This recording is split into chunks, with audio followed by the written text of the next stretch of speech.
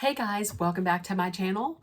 It's Wednesday and it's Debsy and the place to be. It's Debsy. Boop, boop, boop, boop, boop, boop. That's me. Boop, Debsy. Hey everybody, welcome back to my channel. It is Wednesday. I have no idea why I'm talking like this, but it's Wednesday and we're halfway there. As JBJ said, chicken on a bear, we're halfway there. So everybody, is Wednesday. Guess what I did last night? I watched Bachelor in Paradise the second night. Ah, are you proud of me? And I took copious notes on, I'm old school like that. I took copious notes. So everybody, we're going to get into it. Let's talk about a little BIP, a little almost paradise, little Bachelor in Paradise. Okay, so the big day has arrived. Sally's suitcase is there. And now Salley is. So Salley has finally made it to the beach. She says that she was late because she had to take care of some work issues.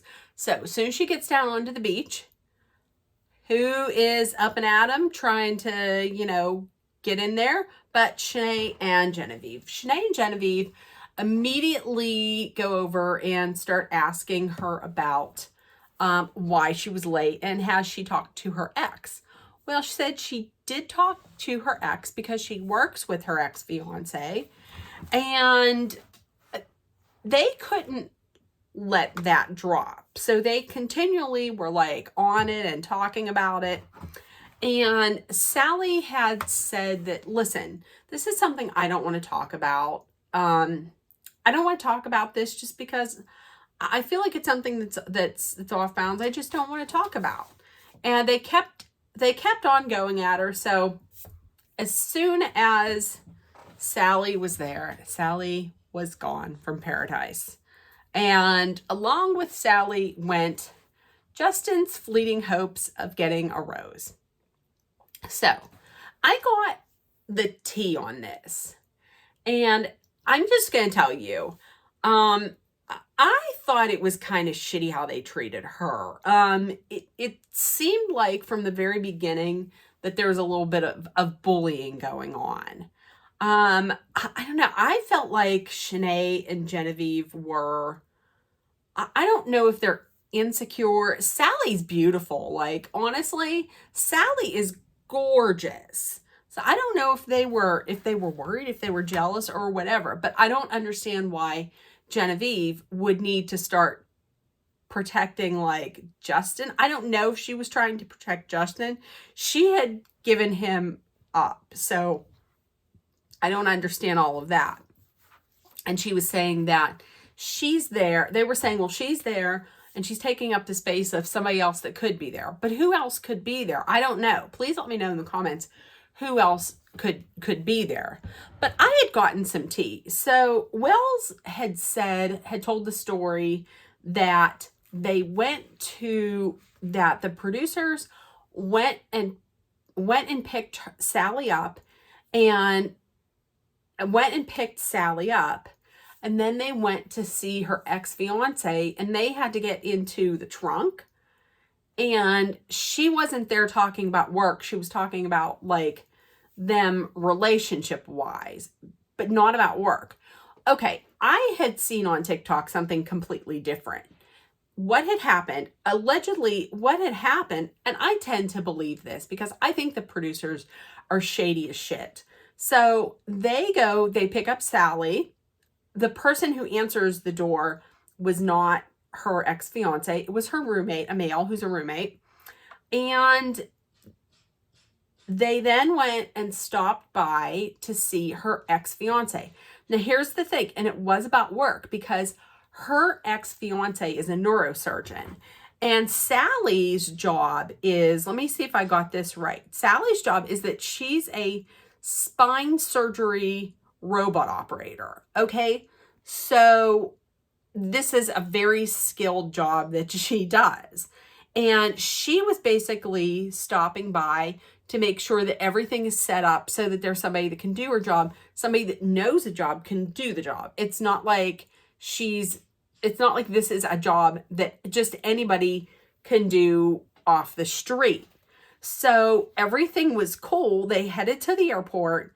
And then while she's at the airport, she gets a call from the person who was going to be doing her job, who was saying, listen, I can't do this. I need your supervision to do this. This is a surgery. So that's why she missed it. She missed it because of her job. But they didn't say any of that. They just make up this story and do this ridiculous reenactment. It's dumb. And by the way, the producer wasn't in the trunk. They said the producer was comfortably sitting in the car, not in the trunk. So there's that. So Salley is gone. And I'm just going to tell you this also. Jared and Ashley, it's enough with them. Listen, either give them their own show or get them off of this show, because they're taking up too much time with this. If they want to focus on a couple that is making it and that is, good right now, there's one that's in paradise right now, and it is Brandon and Serena. I mean, Brandon and Serene. They're perfect. Why not just focus on that? I don't know why we need these two there. Next, Pizza Peter comes in. Pizza guns a-blazing. He's Pizza Pete, aka the Pizza King. He comes in. Casey absolutely loves it, but doesn't, because, and this whole thing showed me that my man, if I were there in paradise, the person that I would need to be with is Casey, because Casey's sarcastic take on Pizza Pete, the Peter King, Pizza Pete, the Pizza King, was hilarious. So he has a date card. He pulls Victoria, not impressed. He pulls Shanae, not impressed by his gold. And Brittany was the only one that was like, yeah, I think this could work out maybe. So they go out, they go on a date, they go to a yacht, and they sit there and they just lay around and they have champagne. And I'm going to tell you, Brittany headed into this was so adorable. She was so excited that somebody had finally paid her attention and had asked her. And she was so excited, and it was going great until it didn't, because we found out that Peter likes talking about three things: Peter, pizza, and Peter. That's it. If he's not talking about how he started his pizza empire, then he's talking about pizza, or he's talking about, Peter. That's all he's talking about. I mean, honestly, some of the things he said, pizza's loyal. It's pizza. How can it be loyal? Pizza's pizza. So he said, so speaking of pizza, which they were not talking about pizza. He said, I just bought a jet ski. Amazing. I mean, if you're that person, which Brittany obviously isn't. And Casey, the best one of these was Casey, when Casey said roasted pizza, that was the best. That was the best. The other thing that Pete said was what? Oh, he said, changing lives one slice at a time. Come on. You gotta be fucking kidding me. Seriously, once again, the best part of that was Casey ripping on Peter, and we called him a douchebag. Oh, it was the best. So he's all like, so then they jump in the water, they swim around, and he actually says to her, what's the first thing you noticed about me? She says, your eyes. And he says, that's it? And then he goes on to tell her that he was voted to have the prettiest eyes in high school, and it's in the yearbook. Like what? Like if she wants to verify it, it's there. So he then goes in for a kiss. She makes it into a hug, and she just says, listen, I'm not real touchy-feely with people I don't know. And that's it. So they go back to paradise, and they immediately break into like two camps, like her with the girls, him with two guys. And she was just telling them that, like, listen, he was all about himself. He just wasn't the guy. He's not the guy for me.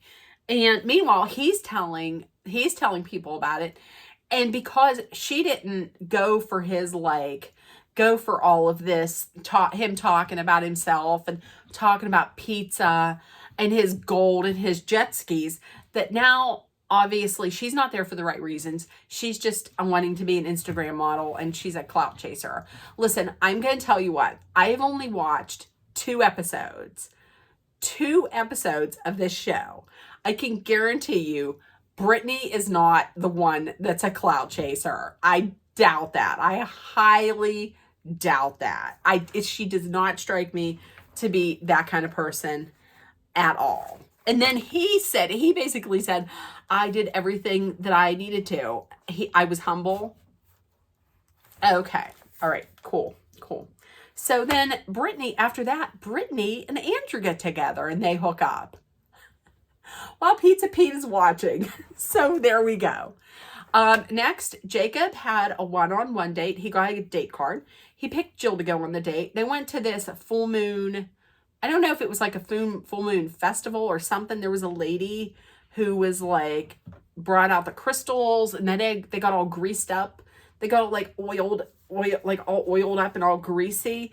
And then it came the time when she was like, now this next part, if you're okay with it, you would need to get naked. And Jacob was like, yeah, let's do it. I love it. And Jill was like, okay, we'll do it. Meanwhile, he's like, I'm gonna get naked. If you're not, that's fine. I will understand. Meanwhile, inside, he's like, no, I won't. She doesn't get naked. That's it. Dump her. But she was okay with it. And they stood around naked, and then they went and they sat in separate baths, and then they kissed. And they went back to see everybody, and they seemed like they were very happy and very like she was glowing almost. But then just when Jill was like, this is so great, I've never felt happier, who walks back down onto the beach but Kira, who was sent home last week, comes down onto the beach, and, oh, Jacob, I have some unfinished business. Can I talk to you? So she goes, and they start talking. She doesn't like how things ended, and she's here. I don't like how things ended, and I'm here to get Jacob back. So they start talking, and she still has feelings for him, and he feels like home to her. And then she starts crying, and the whole time, Jill and a few others are watching this. And Jill's really thinking, listen, we really connected. I'm thinking that he's just going to be like, no, sorry, I'm not interested. But he holds her hand, and with every passing minute, she starts getting more and more nervous that he's just going to give in to her. And so she storms off right in front of them. Now, Jill, so he doesn't immediately go after her. So one of the girls goes over and says, what the hell are you doing, Jacob? She's pissed. So he goes after her, and they end up getting together. So he's like, listen, listen, Kira, I really have feelings for Jill. So listen, hasta la vista again. Goodbye. So he goes up and he's talking to Jill, and everything is cool.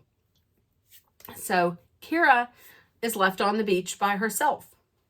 But wait, then there's Romeo. Romeo comes up. They kiss, and she says, she told Jacob, I have unfinished business with you. She told Romeo, I have unfinished business with you. And I always thought that there could be something between us. So they kiss and they hug, and she says, will you leave paradise? Will you leave paradise with me tonight? And at first I'm thinking he's like, yes, I will. But then it kind of looks like he's like,